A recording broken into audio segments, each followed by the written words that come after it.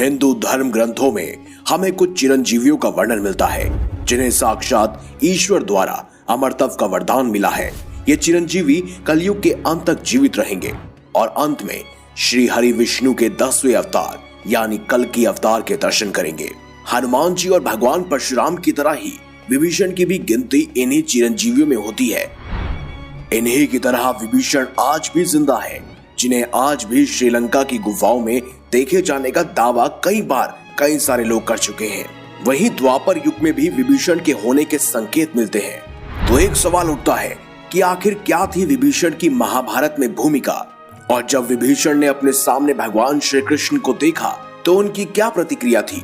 महाभारत के अनुसार द्रौपदी से विवाह के बाद पांडवों की पांचाल राज से मित्रता हो गई और पांडव अत्यंत शक्तिशाली हो गए।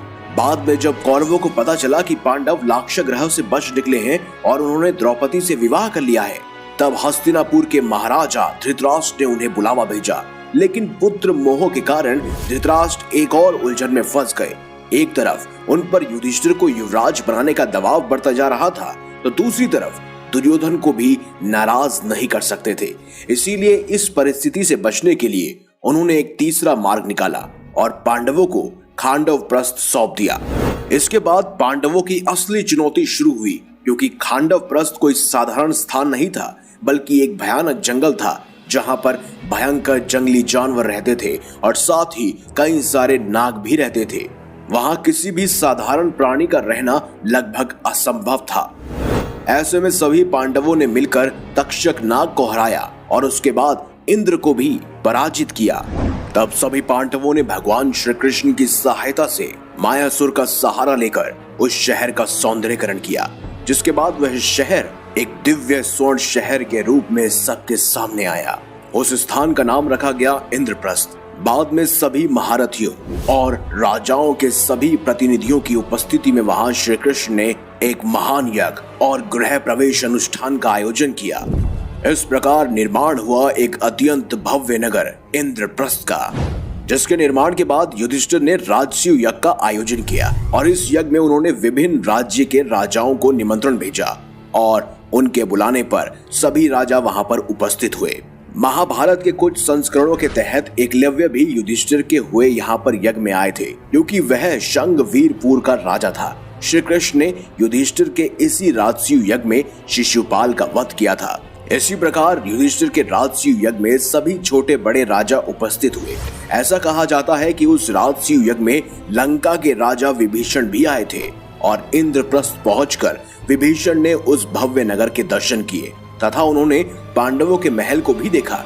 विभीषण ने यह देखा कि युधिष्ठिर के राजपाट के आगे सभी राजा नतमस्तक हो रहे हैं। वह सभी राजा युधिष्ठिर को स्वयं से ऊपर मान रहे हैं और युधिष्ठिर के आगे अपने सर झुका रहे हैं। लेकिन विभीषण ने ऐसा नहीं किया।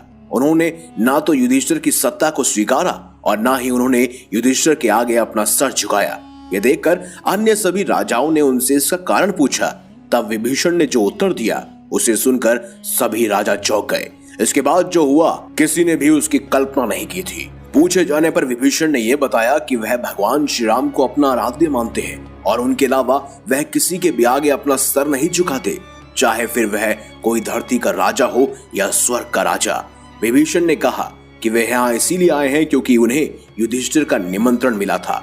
एक राजा होने के नाते यहाँ उपस्थित हुए हैं, लेकिन वह युधिष्ठिर की अधीनता को स्वीकारेंगे नहीं, क्योंकि वह जानते हैं कि वह स्वयं को भगवान श्री राम के अधीन कर चुके हैं और उनकी इसी भक्ति को देखते हुए श्री राम ने उन्हें अमरत्व का वरदान दिया है। अंततः वह श्री राम के सिवा किसी और को भी अपना स्वामी नहीं मान सकते। तभी उस भरे हुए दरबार में आगमन हुआ भगवान श्री कृष्ण का और उनके बड़े भाई बलराम जी का। उनको आता हुआ देख सभी पांडव खड़े हो गए।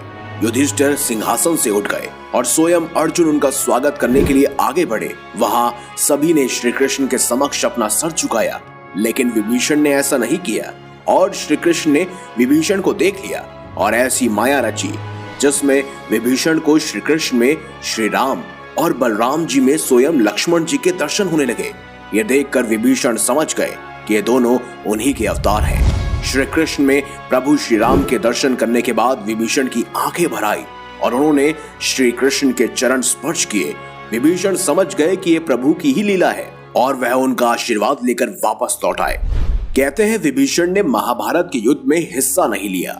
इसके पीछे की भी साफ मंशा थी, क्योंकि स्वयं भगवान श्री कृष्ण युद्ध नहीं कर रहे थे, इसलिए विभीषण ने भी किसी का भी साथ नहीं दिया। रावण के भाई होने के बावजूद भी श्री राम के अत्यंत भक्त थे। उन्होंने लंका में रहते हुए श्री राम की भक्ति की तथा रावण के बाद लंका में शासन किया। विभीषण ऋषि पुलस्त्य के पुत्र ऋषि विश्वश्रवा और कैकसी के सबसे छोटे पुत्र थे। राक्षसी जाति का होने के बावजूद भी वह बलि और प्रहलाद की तरह हरि भक्त थे। उनका व्यवहार राक्षसों जैसा नहीं था। उन्होंने अपने बड़े भाइयों के साथ ब्रह्मा जी की तपस्या की थी और वह एक बड़े राम भक्त थे। राक्षस नगरी लंका में रहने के बावजूद भी वह भगवान विष्णु के परम भक्त थे। पिता से मिले गुणों के कारण ही वह पराई स्त्री को सम्मान की दृष्टि से देखते थे, अथवा उन्होंने माता सीता के हरण का बहुत ज्यादा विरोध भी किया था, लेकिन रावण ने उसकी नहीं सुनी। अंत में रावण का क्या परिणाम हुआ ये सब तो आप जानते ही हैं। अपनी अगली आने वाली वीडियो में हम एक और ऐसे रामायण के योद्धा का जिक्र करेंगे जो स्वयं भगवान श्री राम के कुल से थे और उन्होंने युद्ध में स्वयं कौरवों का साथ दिया था। तो आखिर कौन थे श्री राम के वो खास पोते जिन्होंने दिया था कौरवों का साथ?